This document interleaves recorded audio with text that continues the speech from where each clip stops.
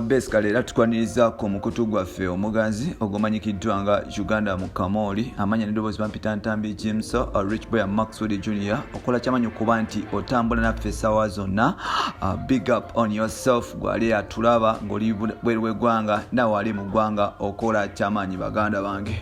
Olunaku lwa leero twakitegereko nti Bobby Kyagulanyi yamitinze mukyala w'omukulembeze w'eggwanga amanyikiddwa nga Janet Museveni nga waliwo bye bagenze okudiscussingamu. N'abasinga bagamba nti Bobby Kyagulanyi yaliddemu oba people power olukwe kugatta ne ghetto gladiator Bad Bobi Wine okuba nti amuyitamu akanana. So bino nebyo byogenda ofuna. Recently wabaddewo battle egenda mu maaso ewa political parties FDC NRM kogata n'ekisinde kya people power naye nga ate wetwogerera people power ebadde yankizo nnyo okuba nti esobola okudominatinga political current situation ya Uganda era ebadde ku top nga tewali agikubamu mu mukono.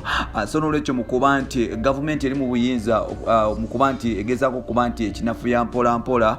Nabwe kityo twakitegeddeko according to Tamale Milundi's information twakitegeddeko nti mukyala mukulu gwe bayita Bobby Kyagulanyi yagenze nasinkana mukulembeze w'eggwanga Mami Kataha Janet Museveni ne badiscussingamu ku bintu ebyenjawulo ate nga mu bibadde badiscussingako mwe mwabadde n'okuba nti Bobby Kyagulanyi bamufunira omulimu mu UN okuba nti alina byakwasaganya mpola mpola. Kino kitegeeza nti gavumenti erikuba etandika okuba nti eyita mu bantu bo bennyini okuba nti ebagula mpola mpola. That means nti oba gwe kennyini baba bakutunzeeyo n'okuba nti baba batandise okuweakeninga political parties mu Uganda. Tukimanyi nti Bad Bobi Wine y'omu ku basajja abakyasinze okuba nti baagalibwa abavubuka. Gwali mwaka gwa 99 mukulu Sebagala bwe yavaayo ebweru n'akomawo wano e Kampala ng'amaze okuba nti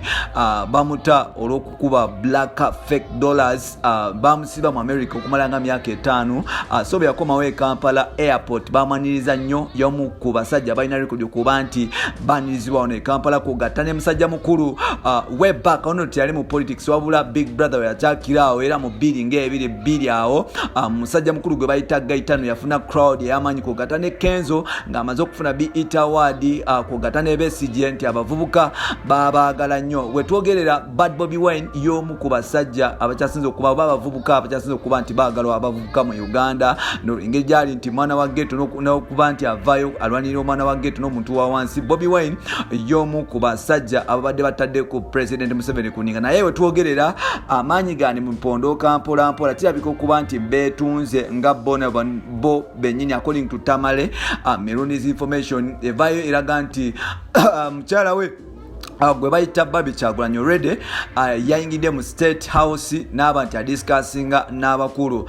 Wano kiraga nti political parties ezisinga tulaba ekibiina kya UPC way back musajja mukulu oba mutabanyi wa omugenzi nguli gwe bayita Dr. Obote amanyikiddwa nga James Akena kugatta ne Blood wafuli olala otuno basala okuba nti bavaayo mpola mpola okuba nti bava mu kibiina kyabwe n'okuba nti bareconcilinga ne ruling party emanyikiddwa nga NRM. Twalabako abakulembeze ba DP recently okuli Nobert Mao n'abalala nga DP bagikubyemu ebituli nga bagamba bo bennyini nti abasajja ba DP abamu bavaayo ne bamitinga President Museveni okuba nti badda ku ludda lwe. Twafuna Kizza Besigye akyalemeddeko paka kati naye ate Kizza Besigye naye bavaayo ne bamukubamu ebituli bingi nga bagamba nti Kizza Besigye y'omu kubakumira oba abakeepingira President Museveni mu buyinza nti ye opposition ye agitekawo kigumaza. Abavubuka babadde bafunye muvubuka munnaabwe gwe bayita